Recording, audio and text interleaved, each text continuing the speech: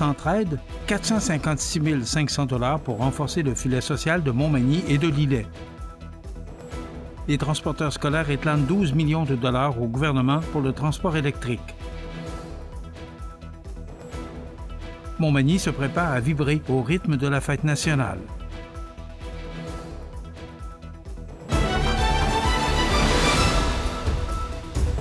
Jeudi 12 juin 2025.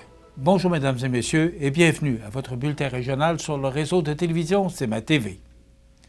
Centraide Québec et Chaudière-Appalaches marquent son 80e anniversaire en investissant de façon significative dans les communautés de Montmagny et de Lillet. En effet, l'organisation a annoncé un soutien de 456 500 $ destiné à 11 organismes et projets communautaires locaux afin de répondre aux besoins criants de la population. L'annonce a été faite lors de l'événement des 80 ans d'impact social, réflexion et perspective tenu à la Bibliothèque Monique Corriveau de Québec. Pour marquer cet anniversaire, Centraide a tenu à souligner la croissance de ses investissements rendus possibles grâce à l'engagement de milliers de donateurs, de bénévoles et de partenaires. Dans un contexte socio-économique difficile, ces gestes de solidarité prennent tout leur sens. Lorsque le tissu social se fragilise, les organismes communautaires deviennent souvent la première et parfois la seule ressource pour les citoyens. En renforçant leur capacité d'action, Centraide soutient ce qui unit, rassemble et transforme nos communautés, a déclaré Isabelle Genet, présidente directrice générale de l'organisation. Les statistiques démontrent l'urgence d'agir. À Montmagny, 8,4 % des jeunes vivent dans un ménage à faible revenu, une situation qui peut nuire à leur développement et à leur réussite scolaire. Du côté de Lillet, 27,3 % des adultes de 25 ans et plus n'ont aucun diplôme, un pourcentage bien au-dessus de la moyenne régionale. En 80 ans, notre mission est demeurée la même, soit celle d'unir les forces de la communauté pour répondre aux besoins essentiels. Cet investissement est un message clair aux organismes. Vous n'êtes pas seul.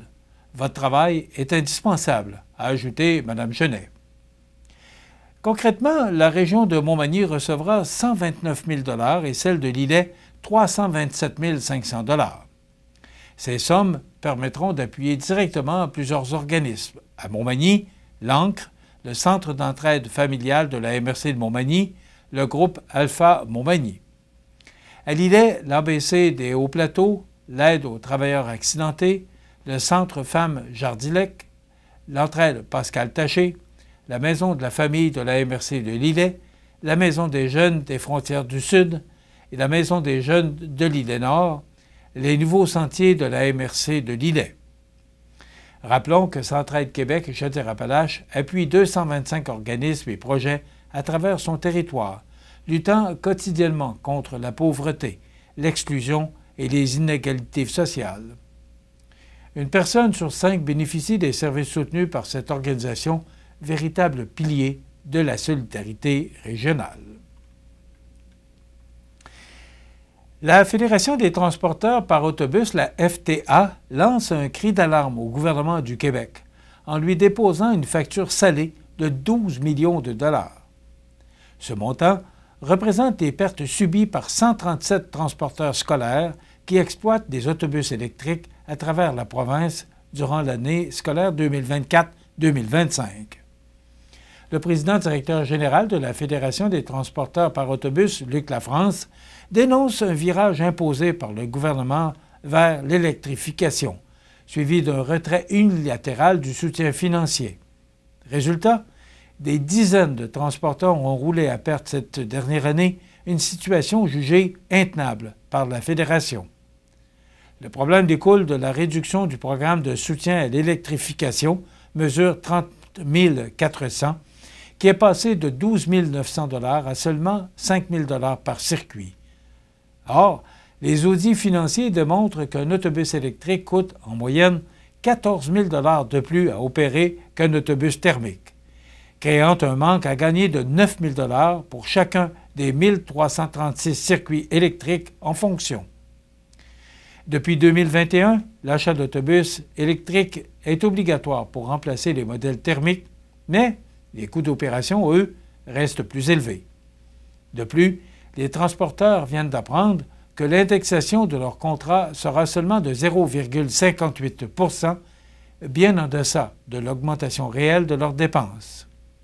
Des transporteurs par autobus préviennent que, sans un appui d'urgence et un cadre de financement clair et prévisible, il sera difficile de garantir un service de transport scolaire de base. La Fédération des transporteurs par autobus espère que cette démarche incitera, enfin, le gouvernement à s'engager concrètement pour assurer la viabilité du transport scolaire électrique. Montmagny se prépare à vibrer au rythme de la fête nationale. Tous les détails après la pause. Le restaurant Pizzeria Porto Bellissimo, un incontournable à Saint-Jean-Port-Joli. Pizza débordante de garnitures, menus variés et abordables. Délicieux desserts avec des produits de grande qualité des gâteries de l'Ami. Porto Bellissimo et les gâteries de l'Ami, route de l'église à Saint-Jean-Port-Joli. C'est à travers le respect et le besoin de faire plus pour les familles en deuil et l'expérience qui s'est transmise de père en fils que la Maison funéraire Laurent Normand a su au fil du temps se bâtir une réputation de confiance. La Maison funéraire Laurent Normand à Montmagny. Laissez-nous vous accompagner. Transport ASC Bourgault, une entreprise familiale de transport à Sainte-Félicité, recherche un mécanicien de véhicules lourds, temps plein, horaire de jour. Expérience en mécanique de véhicules lourds exigée, débrouillard, autonome, salaire selon compétences. 359-3284 ou sur notre page Facebook. Vous regardez C'est ma TV, le réseau de l'information sur la Côte-du-Sud. Après une édition 2024 marquée par la pluie, Montmagny compte bien reprendre les festivités de la Fête nationale du Québec en grande cette année. En effet, les 23 et 24 juin prochains, le comité organisateur invite toute la population à venir célébrer l'identité québécoise avec une programmation musicale et familiale fidèle à celle qui avait dû être annulée l'an dernier. Le coup d'envoi des festivités sera donné le lundi 23 juin dès 20h à la place Montel. C'est le chansonnier Johnny Blanchette, bien connu dans la région, qui ouvrira la soirée en réchauffant le public avec un répertoire 100% québécois. Il passera ensuite le flambeau à Emmanuel Boucher, figure bien établie de la scène country québécoise depuis plus de 10 ans. Les spectateurs pourront redécouvrir, à sa façon, plusieurs succès tels que « Etc., Amoureuse, Tu ne sauras jamais, Deux autres bières et Copilote », pour ne nommer que quelques titres phares. Le lendemain, mardi 24 juin, la fête se poursuivra dans une ambiance résolument familiale. De 10h à 16h, le parc Saint-Nicolas accueillera petits et grands pour une journée remplie d'activités ludiques. Structures gonflables, amuseurs publics, maquillage, canot, shuffleboard, disque golf et bien plus encore. La Maison des jeunes de Montmagny sera également sur place pour offrir un service de cantine. Le comité tient à rappeler que, en cas de pluie, les activités familiales du 24 juin seront annulées. Cependant, les spectacles musicaux du 23 juin seront maintenus beau temps, mauvais temps, sauf en cas de conditions météorologiques exceptionnelles. Après une année d'attente, Montmagny est fait prête à renouer avec l'esprit festif de la fête nationale et à célébrer fièrement la culture québécoise. Le défi sans auto solo, qui encourage les Québécoises et Québécois à adopter des modes de transport durables, revient pour une 17e édition qui s'annonce des plus mobilisatrices. Organisée par le réseau des centres d'expertise en mobilité, autrefois connu sous le nom d'Association des centres de gestion des déplacements, ce défi est désormais bien ancré dans le paysage québécois. Son objectif est de promouvoir les alternatives à l'auto solo et inciter les entreprises, les citoyennes et citoyens à intégrer ces nouvelles pratiques de mobilité dans leur quotidien.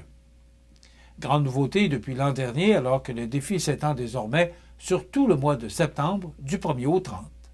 Cette formule prolongée permet aux participantes et participants d'explorer une variété de solutions de déplacement durable et de les adopter durablement bien au-delà de la période du défi. Les entreprises peuvent, dès maintenant, inscrire leur organisation en ligne au défisansauto.com. Quant au grand public, Il pourra s'inscrire, à compter du début du mois d'août, par l'entremise de l'application mobile dédiée. L'approche ludique de cette initiative est l'une de ses grandes forces. En accumulant des points grâce à leurs déplacements en transport en commun tels que le bus, le train, le métro, ou en transport actif comme le vélo, la marche, la trottinette, la course à pied ou encore en covoiturage, les participants courent la chance de remporter de nombreux prix. Mais, au-delà de la compétition amicale, l'impact du défi est bien réel. Il contribue à sensibiliser l'ensemble de la population aux bénéfices d'une mobilité plus verte et plus collective. Participer au défi sans auto solo en tant qu'entreprise, c'est encourager de saines habitudes de vie auprès de son personnel, renforcer le sentiment d'appartenance et de camaraderie, et surtout, valoriser l'effort de ceux et celles qui s'engagent envers la mobilité durable, souligne Myriam Nadeau, directrice générale du réseau des centres d'expertise en mobilité. Chaque année, le défi sans auto solo démontre que des gestes simples peuvent, collectivement, faire une grande différence. Il offre une belle occasion de revoir ses habitudes de transport pour le bien de la planète et de notre qualité de vie. Enfin, saviez-vous qu'il y a 100 ans, l'homme fort Victor de la Mare installait, à force de bras, la statue du Sacré-Cœur à Saint-André? Que les îles du Pot-à-l'eau de Vie ont été un lieu très fréquenté lors de la prohibition des années 1920? Connaissez-vous les 7 merveilles de Saint-André? Les gens qui ont participé à la journée d'histoire tenue par la Société d'histoire et de généalogie de la Côte-du-Sud le 8 juin dernier le savent maintenant, et bien plus encore grâce à messieurs Gervais Daris, Jérôme Frédéric Bouchard et Denis Carrière. Ceux-ci ont dévoilé des pans d'histoire de leur municipalité par le biais de ces institutions ou de personnages célèbres ou à découvrir. Une journée bien remplie qui remet la tradition des journées d'histoire à l'honneur.